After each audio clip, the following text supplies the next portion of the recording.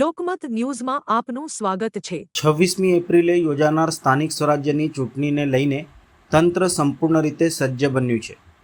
વડોદરામાં સ્થાનિક સ્વરાજ્યની ચૂંટણીને લઈને તંત્ર સંપૂર્ણ રીતે સજ્જ બન્યું છે। મતદાન અને ગણતરી અંગે ચૂંટણી અધિકારી અનિલ ધામલિયાએ મહત્વપૂર્ણ માહિતી આપી છે। કુલ 46 બેઠકો બિનહરીફ જાહેર થઈ છે, જ્યારે 21 લાખથી વધુ મતદારો મતાધિકારનો ઉપયોગ કરશે। શહેરમાં 2406 મતદાન મથકો ઉપર મતદાન યોજાશે, જ્યાં પીવાનું પાણી, છાંયડો અને મેડિકલ ટીમ સહિતની સુવિધા ઉપલબ્ધ રહેશે।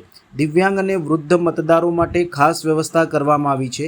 દરેક મથક ઉપર ઈવીએમ મશીન સાથે 21,000થી વધુ સ્ટાફ અને 7,239 પોલીસ જવાન તૈનાત રહેશે। અત્યાર સુધી આચારસંહિતાના ભંગની 20 ફરિયાદો મળી છે, જેનો નિકાલ થઈ ગયો છે। આવતીકાલે ઈવીએમ ડિસ્પેચિંગ થશે। મતગણતરી પોલિટેકનિક કોલેજ ખાતે હાથ ધરાશે। સમગ્ર આયોજન સંદર્ભે તેઓ દ્વારા વિસ્તૃત માહિતી આપી હતી। ચૂંટણી પંચ દ્વારા સ્થાનિક સ્વરાજ્યની ચૂંટણીની જાહેરાત થઈ છે અને આગામી 26મી તારીખે મતદાનની પ્રક્રિયા હાથ ધરવાની છે। ત્યારે તાલુકા પંચાયત, જિલ્લા પંચાયત અને મહાનગરપાલિકા અને નગરપાલિકા આ તમામની વડોદરા જિલ્લા અને શહેરમાં ચૂંટણી થવા જઈ રહી છે। ત્યારે હું મતદારોને અપીલ કરું છું કે આપ સૌ મોટી સંખ્યામાં મતદાનની પ્રક્રિયામાં ભાગીદાર થશો। સવારે 7 વાગ્યાથી લઈને સાંજના 6 વાગ્યા સુધી મતદાનની પ્રક્રિયા હાથ ધરાવવાની છે।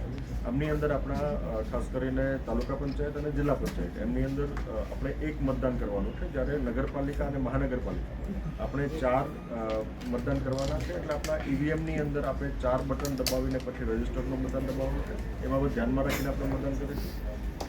સાથોસાથ આપણે મતદાનની પ્રક્રિયામાં જે ડોક્યુમેન્ટ્સ લઈ જવાના હોય, વેલિડ ડોક્યુમેન્ટ છે, એની અંદર આધાર કાર્ડ અને અન્ય ડોક્યુમેન્ટ્સ આપણા જે છે નિર્ધારિત કરેલા, નરેગાનું આપણું જોબ કાર્ડ હોય, આપણો પાસપોર્ટ હોય અથવા અન્ય ડોક્યુમેન્ટ્સ જે નિર્ધારિત કરેલા છે, 14 જેટલા આપણા અલગ અલગ ડોક્યુમેન્ટ છે, એ ડોક્યુમેન્ટ્સ પણ આપણે મતદાનની પ્રક્રિયામાં સાથે લઈ જઈશું। મતદાર યાદીમાં નામ આપનું ચકાસી લઈશું। એસઆઈઆરની પ્રક્રિયા પછી સામાન્ય ફેરફાર બની શકે કે ક્યાંય કોઈ મતદાનના સ્થળમાં થયો હશે, તો એ કિસ્સાની અંદર આપનું જે મતદાર યાદીમાં નામ હોય એ મતદાન મથક ઉપર આપણે મતદાન કરવા જવાનું છે। ઉનાળાનો સમય છે એટલે શક્ય હોય ત્યાં સુધી આપણે વહેલી સવારના ભાગે મતદાન કરવા જોઈએ।